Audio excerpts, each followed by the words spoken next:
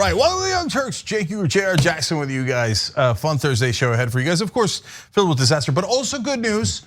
Fight back from progressives in Congress. What is this? And then later in the second hour, like the most amazing story. You'll see. It has nothing to do with politics. And you'll be like, no, that did not happen. Okay, that's later in this program. Okay, in the second hour, right? Yeah. Bro. Sorry, JR. Okay, Adrian's in the second hour. She outbid me. Yeah, no, but I love these stories in the first hour. Unfortunately, we start with this one. We shall start an unsurprising, not necessarily twist, but where we are now. There's an interview with Jimmy Kimmel. Joe Biden, the president of the United States, went on to talk about the situation in the country and the bipartisan talks they could have requiring anything when it comes to policy proposals. I think you could see where this could be going. Or maybe Joe Biden is the strong Democrat that's stepping up that Cenk was just talking about. Let's find out, because when he went on, this is what he talked about when it came to McConnell. But I've always had a straight relationship with the Republican leader, Mitch McConnell. He's a guy that when he says something, he means it. Kimmel says, like when he said he can't confirm a Supreme Court justice with a year left and then said the opposite, pretty obvious. No, Jay, I'm gonna interrupt there to say, like, guys, isn't that amazing? I mean, before we give you the rest of it, Jimmy Kimmel was arguing for the Democratic position. The Democratic president is arguing for the Republican position. I mean, they're about to get slaughtered in the elections. You're on national TV on a popular show. This is the time to make your case. And he's like, no, Jimmy, let me tell you how awesome the Republicans are. Oh, Mitch McConnell is a straight shooter. Straight shooter, what are you talking about? Merrick Garland sat there for over a year and Mitch McConnell wouldn't confirm him. And then they confirmed Amy Coney Barrett with 2 weeks or 1 week left before the election. No, Joe Biden is in love with Mitch McConnell. And he's in love with Republicans. And he just can't seem to quit them. So given any opportunity, he would rather make a super positive comment about his beloved Republicans than to actually fight them. The Democrats are going to get slaughtered. Well, he's looking to have that unity ticket when he comes back in, especially for the midterms. They need the unity because, since he's been talking unity, the Republicans have said, you know what, it's great. The president, he's following through on his promises of bringing the country together. We're so happy with him. Let's continue on because Jimmy Kimmel was not through with him. Kimmel later grew emotional when he asked Biden, shouldn't we demand that every senator in the United States sit with those families of the Uvalde, Texas shooting victims? Biden agreed before insisting that gun reform be made a voting issue as opposed to something decided by a divisive Congress. Kimmel then interrupted Biden asking, can't you issue an executive order? Trump passed those out like Halloween candy. Biden, though, said he didn't want to, quote, emulate Trump's abuse of the Constitution and constitutional authority. So here's how he said it. I often get asked, well, the Republicans don't play it square. Why do you play it square? Well, guess what? If we do the same thing they do, this is the best part, our democracy will literally be in jeopardy. It could be in jeopardy if they don't play it straight the way that Donald Trump and the Republicans never play it straight. Or what they say in political circles is win elections. Yeah, so look, let's break down how ridiculous everything Biden said is. So those guys cheat all the time, and by the way, constitution executive orders are a vague middle ground. Every executive order is not at all cheating or unconstitutional. So a lot are when they overstep the bounds and go, I'm gonna kind of say the thing that I can't stand that both Republican and Democratic presidents have done is when they sign a bill and they attach a statement to it saying, yeah, but I'm not really gonna do this bill, instead I'm gonna do this. No, that's totally unconstitutional. Obama did it, Bush loved it, invented it, manufactured it, right? Trump did it, etc. So that's a category that exists. But there are perfectly normal executive orders that you have to do and have leeway in doing. And Biden's like, no, I'm not gonna do that either. I'm just gonna let the Republicans do all of it, the wrong ones, the right ones, the ones in the middle. They can do anything they want, they can have all the power that they want. But when we get into office, I'm not gonna do a goddamn thing. I'm not gonna use any of my power, including the legitimate side. What the hell did we elect you for? And you know what happened, guys. The one true thing that Joe Biden has ever said was to the donors, nothing would fundamentally change. And so that's what he's saying here. I'm not gonna do it. I promised my donors, the only people I actually care about, that I wouldn't do anything. So here I am delivering on not doing anything. So we hear you loud and clear. And then he's, again, with the stupid, honestly, Joe Biden's gotta be one of the dumbest people in America. The fever's gonna break. No, the president of the United States does not know a single thing about current day politics in America. That's amazing. It's amazing that the donors can just give you billions of dollars and make you president. And they talk about puppets. There's a lot of anti-Semitic BS conspiracy theories about, the Jews are. No, you idiots, it isn't anything about any particular ethnicity, race, or religion. No, we have literally legalized bribery. It doesn't matter what the religion or race is. They just pay the guy, and it's almost all machines, not people, corporations that are funneling the money in. And they go, hey, Joe, you got no thoughts in your head? Perfect. You say nothing's gonna change? Perfect. Let's take this puppet, put him in an office, and then he'll sit there like a jackass and do nothing because he doesn't understand politics. I tell you all that because he said, no. Mitch McConnell's a really, really good guy, as JR told you at the beginning of that. And then he went on to say, but because of the Trump thing, he's got a lot of pressure, poor guy, don't be so tough on Mitch. I love Mitch. Trump, what are you talking about? Mitch McConnell's been a monster my whole life. Our whole lives he's been a monster. And he did the Merrick Garland thing before Trump ever arrived. That was under Obama. He's the one that broke the record on filibusters and blocked Obama's entire agenda and all of his federal judges, not just the Supreme Court judges. But still, nothing could get Biden to fall out of love with Mitch McConnell. This is not a leader, and it's certainly not a leader of the Democrats or the left. We're gonna get annihilated in 2022, and Joe Biden's gonna celebrate. He's gonna be like, yes! My beloved Mitch McConnell has won. He's gonna throw a party. I don't know if they're gonna have snacks and and fireworks at the White House. Yes, the Republicans have won. They're stronger now. I wanted them to be stronger, and they are. And the kicker is, then Biden has the perfect excuse to not do anything for the rest of his term. Oh, what can I do? The Republicans took the House. The Republicans took the Senate. He's like, there was nothing I could do. And all the media will be like, bravo, bravo, Joe Biden. Okay, so where in this, this is the thing. I've said this before too, because also last week we just talked about there's this division within the White House amongst aides and staff. The younger folks versus the older ones. And the older ones are okay and on board with this. The younger ones are like, we're tired of the president not really stepping up, doing the actionable things, saying things that would actually progress the agenda. And many of the older ones are like, well, this is great, it's fine, but they're battling back and forth. Because there are still, Jake, those Democratic voters who are like, this is great. We can't go too radical. We can't be yelling, which again, I'm gonna get to what Jimmy Kimmel then said to him about yelling. We can't yell, we can't get upset because then we'll alienate half of the country, which they say things like that when it's not half of the country. It's just the other political party that makes it seem that way. So they're still thinking about those voters and thinking they'll somehow turn on the Democratic Party, but where will they go?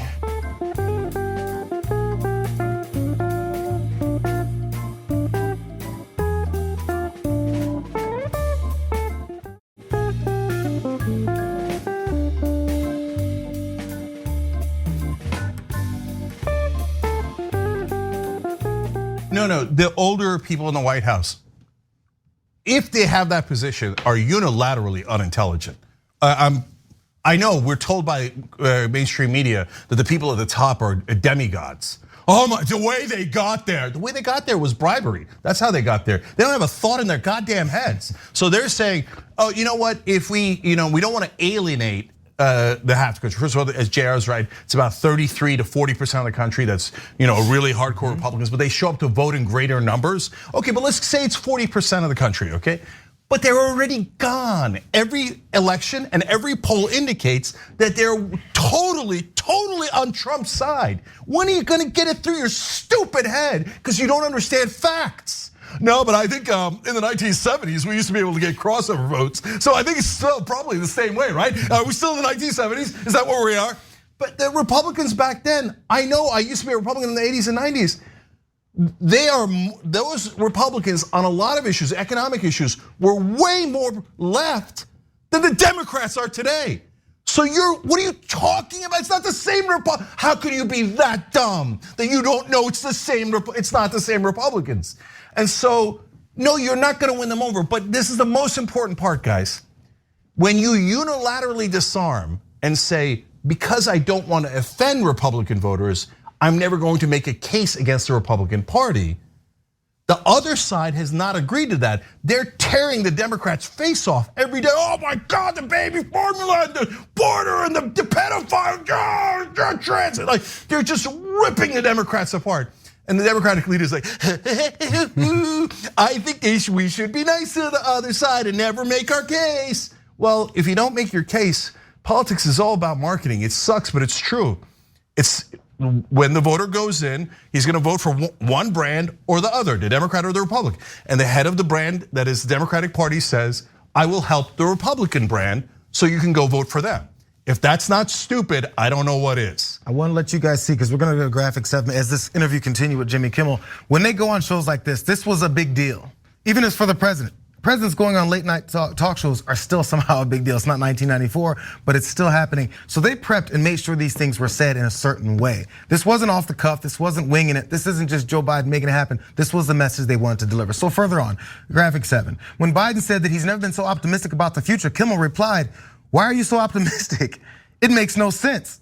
Biden deferred to the nation's younger people, calling them the best educated, least prejudiced, most giving generation in American history. This generation is gonna change everything, is what he added.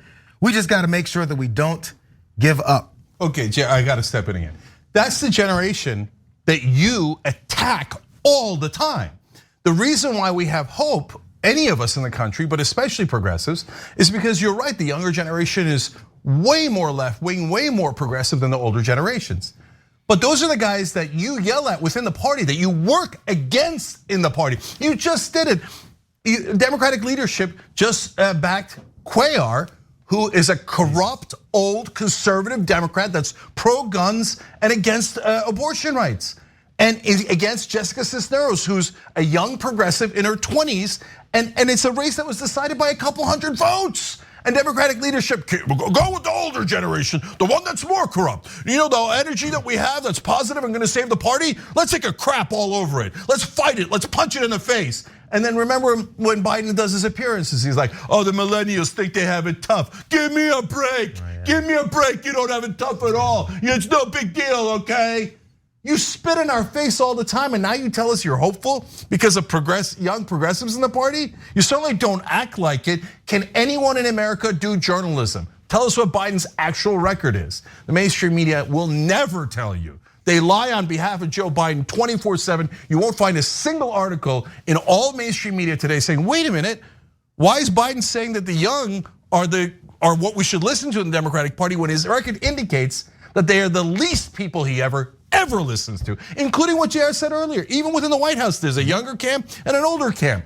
And the younger camp says, please do more. Please just do one of the promises you made. Just one of the promises. A $15 minimum wage or child tax rate or pay family or whatever, just voting rights, anything that's got like, I don't know, maybe 90% or higher approval. Can we do that? Can we do that? And older generation say, no, don't do it. Mitch McConnell will be upset. Our beloved Mitch McConnell. Well, remember, we gotta act like our beloved Republicans. And Joe Biden, who did you go with, Joe? Who did you listen to? You listened to the older ones, didn't you? And there you are. We saw it on national TV saying, oh, Mitch McConnell's awesome. No, you can't have it both ways. This is the way that it is going, though, since he's talking about the unity and the happiness. And also, I'm glad you talked about him getting his face ripped off, Cenk, because this guy named Jesse Waters, and I believe also Tom Cotton was speaking on the same type of approach and the same wording being used. Again, as we saw, there was that the gunman that decided to show up at Justice Kavanaugh's house to do some damage, and they've been taking that and running with it. Watch. He says he was furious over Roe v. Wade possibly being overturned. Remember the leak? And was looking for purpose in his life. So he found that purpose by going out and trying to kill a Supreme Court justice. You think that idea just popped into his head? Or did the orders come all the way from the top? I know that there's an outrage right now, I guess, about protests that have been peaceful to date, and we certainly continue to encourage that outside of judges' homes, and that's the president's position. The White House encouraged protests outside the home of Supreme Court justices. Whatever happened to words matter? So by the left's own standards, they're complicit.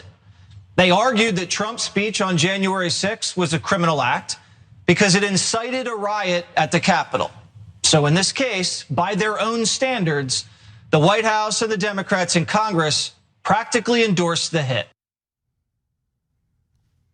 Interesting. Biden said, no, don't worry, the fever's gonna break and the Republicans are gonna be reasonable. That's why I support my dear friend, Mitch McConnell. And the right wing said, oh, thank you very much, Biden. And they come out right afterwards, and Jesse Waters does a segment saying, I think maybe the orders to assassinate Kavanaugh came from Biden, from up top. Did it look like they returned the favor, Joe? Did it? Does it look like we're in an even playing field? No, they're saying that you were trying to help murder a Supreme Court justice when you did no such thing. I mean, that would require you getting up out of bed. So of course you didn't do it. You didn't do anything, right? So, and they accuse you of like these outrageous, insane arguments. And it totally, hey, dumbass, it totally works. You think, oh, nobody's gonna believe that. No, their entire audience believes it. Tens of millions of people believe it. Now the white replacement theory, it was 58%, and then I saw another poll, it was like in the 70s or something for Republicans. They all believe it, you dumbass. But you're like, oh no, they're my friends. I bet they're my friends. He says with like half of his face peeled off. You know who else was doing this, by the way? It's Tom Cotton. Since it could just be pundits like Jesse Waters. It's Tom Cotton who called that shooter, potential shooter, a Democratic hitman. So that's the term that's gonna start flowing. Listen for that over and over and over again, because it's gonna stay embedded in people's brains. That's what they say about the left, and the leader of the left says, no, I love them and I want them to be stronger and I believe in Mitch McConnell. No, good night, Irene. There's no way he's turning around. He's too stupid to turn around. He's too old, too stupid. So we're gonna hit that iceberg at 100 miles an hour. There is one politician that agrees with you, Jake. I think we can squeeze this in. Let's go for it.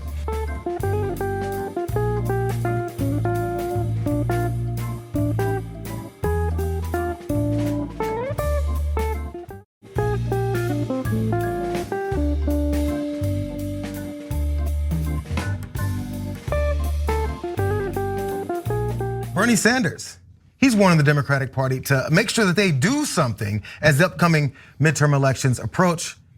And we know that there's gonna be disaster if they don't. He's suggesting an honest and a strong approach for them to call out on all these issues, but also pointing out the two Democrats, supposedly, that are stopping Biden's complete agenda by name and what they're doing. Sounds like something we've been talking about a lot. Let's go to the details of what Bernie Sanders had to say. He said, you really can't win an election with a bumper sticker that says, well, we can't do much, but the other side is worse. The Republicans stand an excellent chance of gaining control of the House and quite possibly the Senate. Again, this is Bernie Sanders. While the GOP's anti-abortion stance and opposition to more sweeping firearm restrictions may help Democrats, he warned that if they, quote, think that they're gonna march to victory based on those issues, I think that that is not correct. Also, he said his messaging, Bernie Sanders was saying what the messaging should be when it comes to it is this. Sanders wants an even more sustained focus from Biden, advising him to say, I wanna raise the minimum wage. I wanna deal with Medicare. I wanna deal with housing. I wanna deal with climate. I can't do it. I need more votes. Sanders is also leaning on Biden to do as much as he can through executive action on those issues. That illegal thing that only Republicans do, that executive action stuff. So again, this is Bernie Sanders, who is not a 35-year-old brand new senator. I think he's older than Joe Biden. Yeah, a tiny bit. But it doesn't have to be where you're thinking, oh, we're with the old group. This is the way we talk. This is the way we approach politics. He's actually taking the pulse of the country and seeing where the supporters and the votes come from.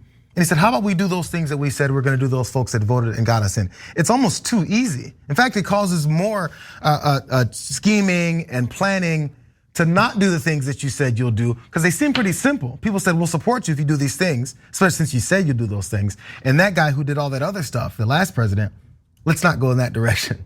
But instead you lean that way policy-wise. So Jared was being sarcastic about the executive orders because Biden said on Jimmy Kimmel that he thinks it's unconstitutional. That's such a wrong and unstrategic, I'm trying to be polite, unstrategic thing to say, because then the minute you do any executive orders, they're gonna say, hey, remember when he said on Jimmy Kimmel that it was unconstitutional? Well, it requires nuance. What kind of executive orders? But you just gave the game away right back into their hands, because he just can't, Biden doesn't care, he doesn't do strategy. So Bernie's right.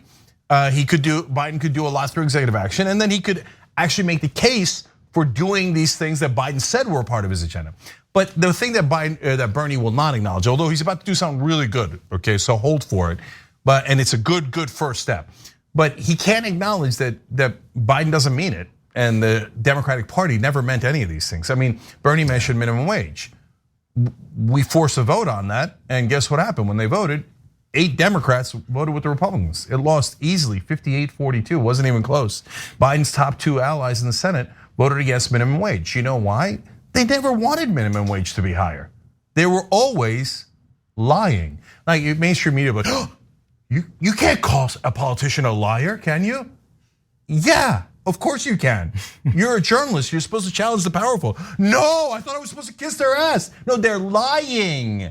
Joe Biden sent his top 2 allies in the Senate to kill a higher minimum wage because he never meant it. He's a liar. It's super obvious if you actually follow politics and you're not a child like every mainstream media reporter. Well, what money? What votes? Oh, the Delaware senators? I never noticed. The only reason why you say those 8 senators and those other 2 that crossed over and voted with Republicans is because Biden's been talking about them ever since. Yeah, Biden's never once mentioned it because he's one of the guys who did it. But let's get to Bernie's good Sanders, points. because this is what should happen according to Bernie Sanders. Say to the American people, look, we don't have the votes to do it right now. We have 2 corporate Democrats who are not going to be with us. The leadership has got to go out and say that we don't have the votes to pass anything significant right now. Sorry, you got 48 votes and we need more to pass it. That should be the message of this campaign. But he went further. 2 corporate Democrats, Senator Manchin and Senator Sinema, sabotaged Build Back Better. And it has been downhill ever since for the Democratic Party. Now, in response to this, Sinema didn't have much to say, but as we know, Joe Manchin, he's quick to jump back when someone criticizes him with facts. So he said this: I've never berated Senator Sanders for his socialist views. Yeah, just did. It is a shame that he refuses to accept the more moderate views I share with my constituents. His constituents that don't share those moderate views, because when you ask them case by case, specifically the things that are included in Build Back Better, which he was a part of shutting down, they're like, yes. But he said he agrees with his constituents, which the response should be, no, you don't. But he can't say that. Let's look at some of the things that Manchin has killed. Let's look at these quick headlines. Democrats outraged after Manchin opposes Biden's spending bill. Joe Manchin opposes SEC climate disclosure rule, says it targets fossil fuel companies. Manchin and other senators are opposed to plans to overhaul VA healthcare.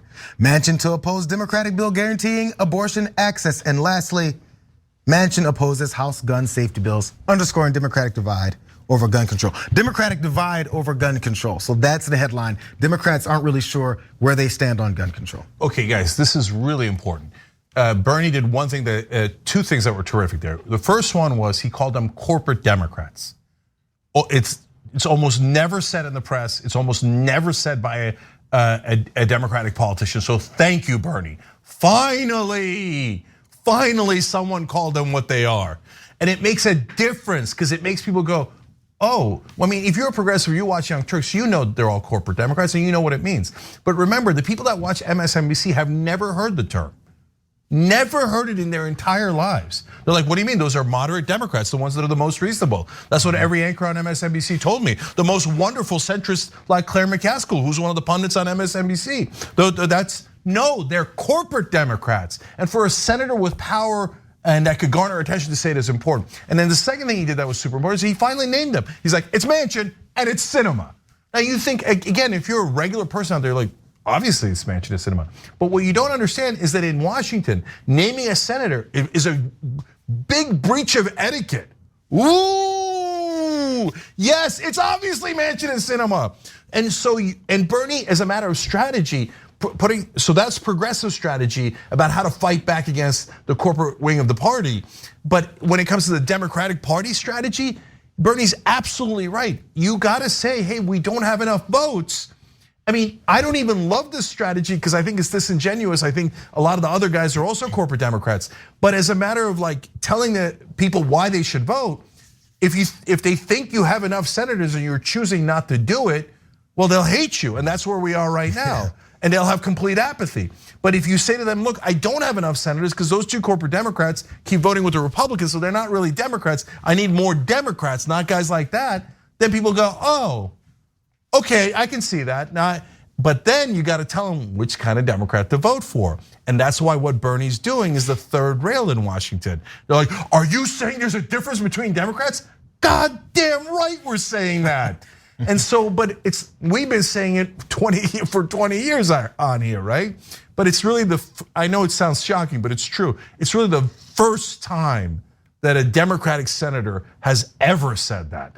And then I'm amused by Manchin's counterpunch. Because he has to respond. That's another part about this. He has to start talking about how he's not a corporate Democrat. Exactly, and now we got him on our moral high ground. Because number one, he steps into it by going, I could criticize him for being a socialist. First of all, as JR pointed out, you just did, okay? And secondly, have at it, Hoss. Like what, you think Bernie hasn't been criticized for being a socialist? Welcome to America, Joe. That's what every corporate douchebag anchor on cable news does every single time. On with us is socialist Bernie Sanders, who is gonna execute people if he won in Central Park. Okay, how do you answer for yourself, Bernie Sanders, you goddamn socialist? Did you not see the 2020 election? Did you not see the 2016 election where everyone called him a socialist 24/7? That's your big gun, Joe?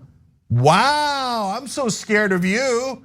Okay, meanwhile, again, JR is 100% right.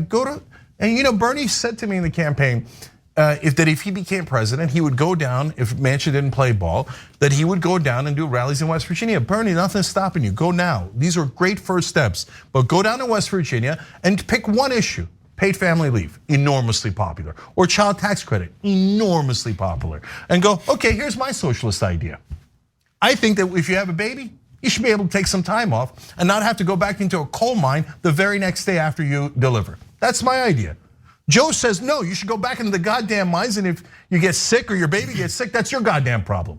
Okay, let's have a debate, Joe. Let's have a debate. Bernie will crush you in that debate. Bernie, this is great. Keep going, brother. Keep going. Force him into that debate. And this is the third time I'm saying JR is 100% right. Manchin can't help himself.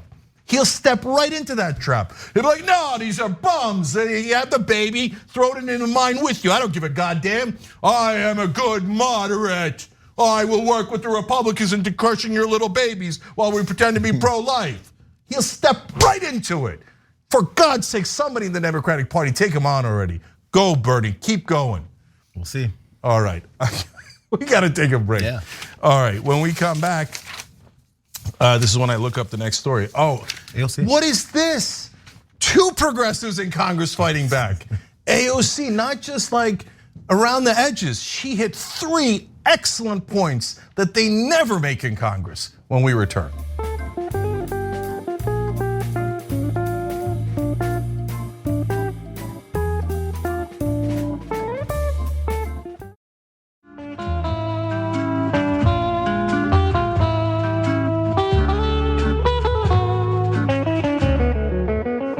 Back on TYT. Cenk and JR with you guys. All right. We were laughing at Democrats during the break. Okay, literally. Okay, go ahead, JR. Let's get it started, you guys. For all the billions and trillions that this body authorizes in the name of national security, we can't even keep our kids safe from their schools being turned into a war zone. Now let's talk about why. Let's talk about one thing more important to lobbyists and the gun industry than children, than houses of faith, than human beings. Let's talk about profit. AOC saying the very obvious thing behind the reason why we haven't got our hands on any gun control and why gun lobbyists continue to buy politicians to do the same thing over and over and over again. She pointed it out, but in AOC fashion, she also had some receipts. Let's go more. In 2020, 22.8 million guns were sold, reflecting a 64% increase from 2019, correct? Correct. In 1 year. And across the board, gun manufacturers and ammunition companies began to see record profits. Is that right? That's correct. Now let's put that into context. In 2020, again, more than 45,000 Americans died by gunfire, reflecting an almost 3-fold increase from 2015. Are those statistics correct? That's accurate. So in your view, are you seeing a correlation between gun profits and gun deaths in the United States? Yes. This is about blood money. Just telling the truth, that's all. Now, by the way, we saw the correlation between those two things, the gun deaths and how much money they're making off it, and based on that. Now, We can get to how the gun lobby make sure they continue with those profits as these deaths continue to pile up. A little bit more from AOC. Between 2019 and 2021, 2 years, leading gun manufacturers Sturm and Ruger saw gross profits double to almost $280 million. In fact, during an earnings call, their CEO called the sales boom, quote, historic, ferocious, and that the future was bright. A month after that, an AR-556 pistol murdered 10 people at a supermarket in Boulder, Colorado. Those profit margins, $280 million, go to lobbying. Is that correct? Much of that goes to lobbying, correct? Significant amounts go to lobbying, correct? And can you remind us what the gun industry is lobbying against when it deploys these lobbying resources? They are lobbying against every law that would regulate firearms, period. Every law that would regulate firearms, period. Lobbying, in case people don't know what lobbying is, it's when they spend their money to make sure they influence politicians to do what they tell them to do. And actually, in some cases, writing exactly the legislation or lack thereof, maybe the talking points and the excuses to not do anything in this case. That's what lobbying does. And they commit hundreds of millions of dollars to this effort. That's how important it is. People with money and corporations with money do not waste it. They use it for a very specific reason, and that's to make more of it. What we also make is more school shootings. Let's look at this graph here because there's 288 shootings, school shootings in the United States since 2009. I want you guys to look at those other 6 countries there off to the side and how many they've had. Canada and France both had 2, Germany had 1, Japan, Italy, and the UK a big 0. Again, that's all the correlation going on. One more graph, you guys, because over 70% of mass shootings in developed countries happen in the US. That's what this international analysis shows, in case you need to see what 70% looks like versus the rest of these other countries. There that is. Tell me your thoughts, bro. Yeah, so AOC made 3 really important points here that are almost never made in Congress. So progressives finally fighting back, and I love to see it. So number 1, she talked about profits and lobbying and how they funnel the money back to politicians. In Congress, that is an unacceptable thing to say because you're accusing your colleagues of corruption. Goddamn right you are. Okay, that finally somebody said something that's true. She didn't use the word corruption and she didn't get to specific colleagues yet. But look, Bernie at the same time mentioned Manchin and Sinema and called them corporate Democrats. All of a sudden, progressives fighting back. Oh my God, I know it's not. If you watch this show, you're thinking, that's the beginning. Yes, but well, I'll take it. I'll take it. Are you kidding me? Like no one's done it before. So for her to point that out, that is exactly right. And that 288 number is between 2009 and 2018, right? So it's about a 10-year period. And you know how we showed you the stat the other day, 44% of Republicans say there's nothing you could do about mass shootings in a free society. Well, it turns out there was something that Japan could do and Italy could do and UK could do because in a decade they had none. 0. You know what the difference is? They have very strict gun control. UK and Japan have the strictest gun control and they have no mass shootings. Problem solved. It turns out it's not like, hey man, I wish Einstein was around for this one. Oh man, here, put up the other graph that we showed you. I just can't figure out what's going on, man. I mean, America has the most amount of guns by far and it has the most amount of mass shootings by far. Gee, man, I wish Sir Isaac Newton was around for an apple to fall on his head to figure this one out. No, it's the most obvious thing in the world, but yet almost no politician ever says it because it would offend the feelings of their goddamn colleagues. So thank you, AOC. Thank you for finally speaking truth. But she's not done yet. So I'm gonna go actually to the beginning of her speech because it had 2 more points that were really important. Let me show you the first one here. There's no discussion about gun violence in New York City without discussing the iron pipeline that is Florida, Georgia, South Carolina, North Carolina, Virginia, Pennsylvania, and honorary mention to Ohio, where 70% of likely illegal trafficked guns found in New York City come from. There's no discussion about gun violence in Chicago without talking about Indiana. Because the violence and the mothers that we have to comfort are losing children due to the guns and the carnage and the lawlessness unleashed by those states. Again, guys, if you know any of the facts, you're like, I don't get it. That's obviously true. And she cited statistics. There's no question about it. What's the big brave thing? No, she just attacked red states. Never happens in Congress. Never. Oh, but those are the real Americans. We can't criticize the red states. They're run by Republicans. We would be yelled at. Who cares? It's true. So finally, someone said the obvious talking point in Congress of, where do you think the guns come from to Chicago, New York? Every idiot Republican say, I have the gun control worked. Why would there be any crime in Chicago? As if there's like this giant wall around Chicago that's impenetrable. As if you can't just walk right into Chicago with a gun you bought in Indiana. What's this? Like, it's the dumbest talking point in the world, but every Democrat was like, but it's red states. We can't criticize red states. Finally, it takes a young woman to have enough courage to embarrass the rest of them into action. So, but she's not done yet. Another thing that is never said in Congress, watch. Every week in recent memory, we have had at least one mass shooting. Ms. Pringle, you are the president of the National Education Association. You represent teachers. Between 2009 and 2018, how many school shootings did the United States have? 288. 288. Now let's look globally. Our G7 partners, Canada, France, Germany, Italy, Japan, and the United Kingdom, combined, how many school shootings did those countries have? 50 times more. In almost 10 years. 288 versus 5.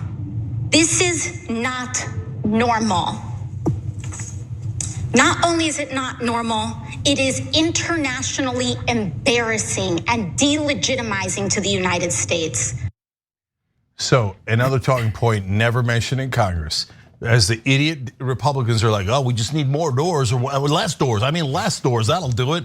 And less doors, more prayers. Louis Gohmert just gave a speech about, I think the legislators are not praying enough. If they just prayed more, then the bullets would stop working. They would just freeze in midair like the Matrix people. He didn't say the Matrix part, but I wouldn't be surprised, okay? Well, the Ottoman Empire that would reconstitute itself like an asparagus would stop all the bullets if we just prayed harder, okay? And everybody's like, oh, well, those are beloved Republicans, you can't criticize them. And I was just like, what are you guys talking about?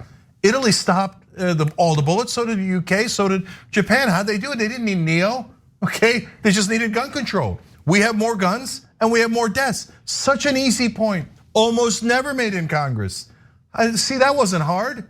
The world didn't cave in. Other progressives do likewise.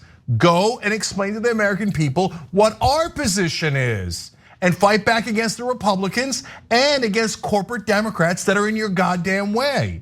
So in this issue, it's more Republicans, but get in the fight. So thank you, AOC. That's an excellent start. And just like, we're really fast, and just like with the Joe Manchin thing we talked about earlier, how he gets called up by Bernie Sanders, they then has to respond. These folks that like to talk about how Democrats are only being so emotional over these children that are slaughtered, they'll then have to talk about what someone said is happening in their state. And if they don't talk about it, it looks like it's an uncontested battle. Keep talking about it until someone says, wait a second, I'm the governor of Indiana. You know what really happens in Indiana? Now we're talking about what's happening, and they have to either deny it and lie to your face, and then we have more proof, and their constituents that only listen to them will have to listen to them talk about the problem. They don't have to right now. Again, JR is 100% right. Attack on your moral high ground. And on this issue, the entire country's on our side.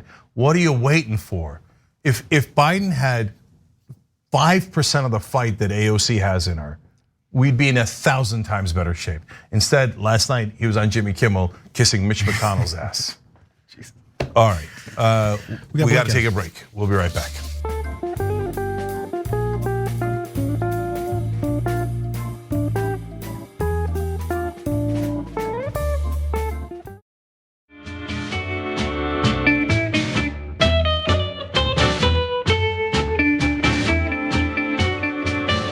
All right, back on TYT, Cenk and JR with you. All right, JR, go ahead. You guys looking for a journalist to actually ask a couple good questions?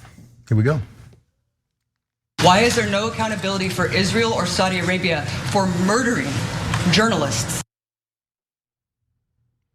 Yes, there is Abby Martin. She's speaking to Secretary of State Anthony Blinken. Yes, of the Biden administration, and the refusal to talk about the issues that go on with these American journalists that are being murdered. Specifically in this case, by the Israeli and Saudi governments. Now, Blinken was appearing on this panel at the Summit of the Americans in LA, and their discussion went on, and he was ready to deny and deflect and reject. Let's watch the rest of this. What about Shireen Abu Akleh? She was murdered by Israeli forces. Right, CNN just agreed to this. These are your two greatest allies in the Middle East, Saudi Arabia and Israel. They have murdered American journalists and there have been absolutely no repercussions. And you're sitting up here talking about the freedom of press and democracy. The United States is denying sovereignty to tens of millions of people around the world with draconian sanctions for electing leaders that you do not like. Why is there no accountability for Israel or Saudi Arabia for murdering journalists? It is one of the most dangerous places in the world to be a journalist in Palestine. I deplore the loss of Shireen. She was a remarkable journalist, an American citizen, as you all know. And there too, we're determined to follow the facts and get to the truth of what happened. Secretary Blinken, with all due respect. I'm sorry, with respect, they have not yet been established. Yes, it has. No, they've not. We're looking for an independent, credible investigation. When that investigation happens, we will follow the facts wherever they lead. It's as straightforward as that. That has not yet happened, but it's something that we very much want to see happen. There's the beginning of that pushback there from Blinken. When we get to those facts, whenever that investigation happens by someone, I don't know who that's going to be, but when that happens, we're going to get those facts and we're going to give it to you when you stop asking us those questions. So he had that claim that nothing has been happening or nothing has been really figured out yet, but there's some evidence that points the responsibility to the IDF. And they also went to deny that. Israel has changed its story several times, though, as they discuss this, ranging from denying the allegations to blaming the killing on stray fire from Palestinian armed fighters to admitting that an Israeli soldier could have mistakenly kind of shot Abu Akleh. So it looks like Shireen was actually intentionally targeted by Israeli forces, though, and CNN did a bit of a breakdown to show that. Let's watch that. The gunfire you hear at the beginning of this clip is key. Eyewitness testimony and audio analysis show these are the shots that kill Abu Akleh. There is a crack and then a pop. The time between these two sounds reveals how far away the gunmen are. This indicates a distance of between 177 and 197 meters, according to forensic audio analyst Rob Mayer. The tree next to where Abu Akleh was shot is also a crucial piece of evidence. Military analyst Chris Cobb-Smith told CNN that the nature of the strike marks prove this wasn't a random shot. She was targeted. He said there was no chance that random firing would result in the 3 or 4 shots hitting in such a tight group from a distance of 200 meters. Multiple eyewitnesses said a sniper fired at them from a window in an IDF truck. The IDF's own body cam footage shared of the operation that morning shows the same military vehicles lined up on the street facing down towards Abu Akleh. So there is that CNN report that Abby Martin was mentioning. So we'll see more details of what was in that. So the CNN investigation that Abby Martin referenced concluded that, quote, there was no active combat nor any Palestinian militants near Abu Akleh in the moments leading up to her death. And that the evidence suggests that Abu Akleh was shot dead in a targeted attack by Israeli forces. CNN is not the only ones that are talking about this, because the Associated Press also carried out a reconstruction of her killing and reported that their findings led to support to assertions from both Palestinian authorities and Abu Akleh's colleagues that the bullet that cut her down came from an Israeli gun. Now, it was a bit of a bipartisan pushback also on Blinken, because Mitt Romney and Senator John Ossoff both wrote a letter looking for some justice in this. But also last week, another Palestinian journalist was also killed. In the occupied West Bank, Israeli forces shot and killed 31-year-old Palestinian journalist Gufran Harun Warzne Wednesday on the 1st, as she commuted to her new job at a radio station in the city of Hebron. The Israeli army claims that she was holding a knife, but eyewitnesses disputed the army's description of what happened. The Palestinian Foreign Ministry accused Israel of carrying out an execution. And also the Palestinian Red Crescent said that Israeli forces blocked the medics from taking her to safety and potential treatment for 20 minutes to trying to transfer to that hospital. Well, to be fair, that sounds like American cops. Okay, so, and that's part of the issue here. So Blinken is being disingenuous. So we're looking for a neutral party to do this investigation. Well, the Palestinian Authority, where she was killed, they have authority over that area, did the investigation. But Blinken is basically saying, come on, they're Palestinians, we're not gonna trust them. Well, then why would you trust Israel? Good question. Then we say, okay, an independent body, no problem. This is exactly what the ICC is for, the International Criminal Court. Because if an Israeli sniper killed a journalist doing nothing, that's a war crime. Okay, there are no militants in the area, as CNN and AP explain. So let's go to the ICC. Israel says, no, I didn't sign up for the International Criminal Court. Why? Because they violate international law all the time. So they're like, that court has no jurisdiction over us. Plus they say the Palestinians can't take us to that court because they don't have a state. So you're denying them that state. So when they bring you to international criminal courts for killing journalists in that area, you go, well, ironically, you'll have no justice because we wouldn't let you be a state. How is that for insult to injury? So Blinken knows Israel won't go to the International Criminal Court. They won't do an independent investigation. What Israel says to the Palestinians is, why don't you turn over all the evidence to us and we'll do an investigation? Oh, right. And other times that evidence has been turned into Israel, sometimes it magically goes missing. And so the Palestinians are like, you want us to give you the bullet that killed her and just trust you on it. Absurd. And Blinken knows all this. He's covering for Israel because there's going to be no accountability, and Blinken himself is going to make sure that there's no accountability. Same thing for Saudi Arabia. So they killed Khashoggi. Biden talked a big game when he was running for office, and then now he's turned around and he's doing deals with the Saudis. There's no accountability at all. As long as you've got the right lobbyists in America, as long as you give us cheap oil, whatever it is that the powerful in this country want, you can kill any journalist you like, and Anthony Blinken will cover up your crimes for you. Those are facts. Let's go to graphic 6 because it leads to that point from Blinken. The Secretary of State Anthony J. Blinken said during an online event last week that Mr. Biden came into office intending to ensure that the US relationship with Saudi Arabia was serving our own interest as well as our values as we move forward, but also preserving it, Mr. Blinken added, because it also helps us accomplish many important things. That's a long way of saying what Donald Trump was saying when they didn't want to do anything about this, again, about Jamal Khashoggi. Not want to do anything about that because do you know how much money they pay us? Do you know how much money they pay us? The difference is Donald Trump was doing it in a rough around the edges way because he has no idea what he's doing except for making that money. But it's the same, similar, I'll give him similar policy when it comes to that. Now let's look at these donor lists because this is where it all comes in. We talked before about donors and lobbying money and why it changes things when it comes to the gun control issue in America. It also does it when it comes to companies like Lockheed Martin, Raytheon, Northrop, and General Dynamics, to the tune of those $6 million, over $6 million, nearly $6 million from Raytheon, just over $5 million from Northrop, and also General Dynamics around 3.3 million.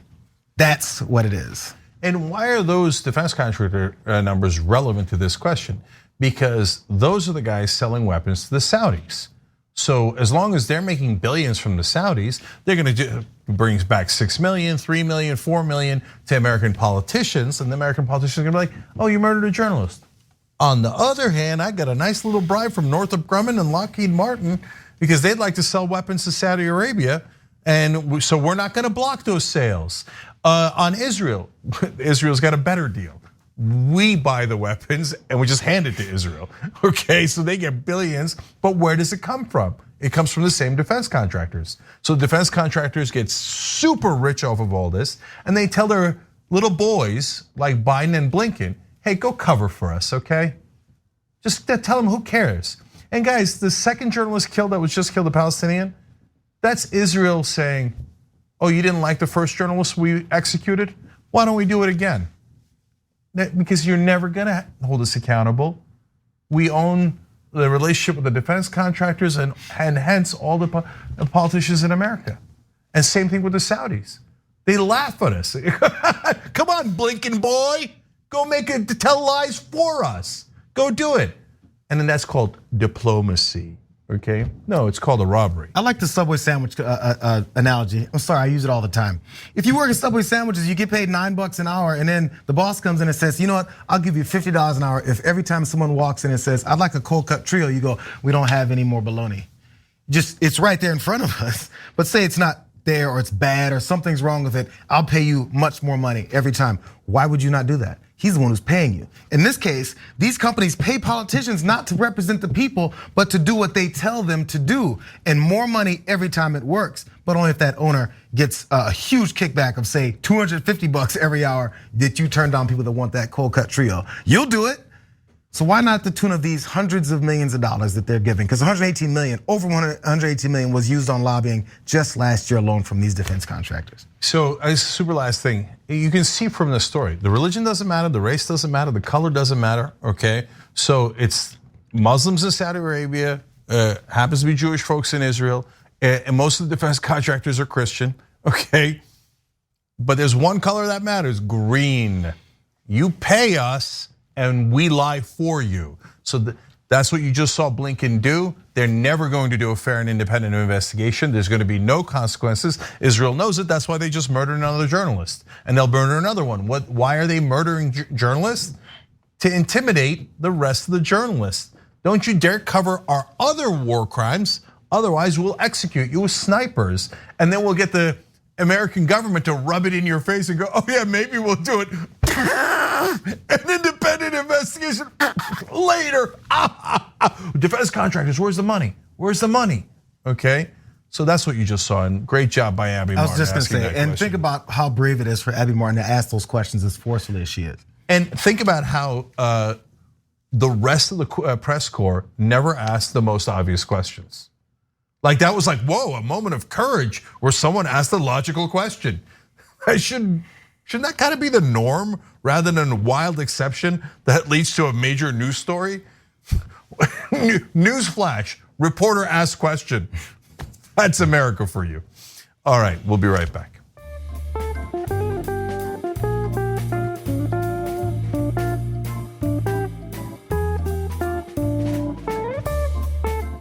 Thanks for listening to the full episode of The Young Turks. Support our work, listen ad-free, access members-only bonus content, and more by subscribing to Apple Podcasts at apple.co/TYT. I'm your host, Cenk Uygur, and I'll see you soon.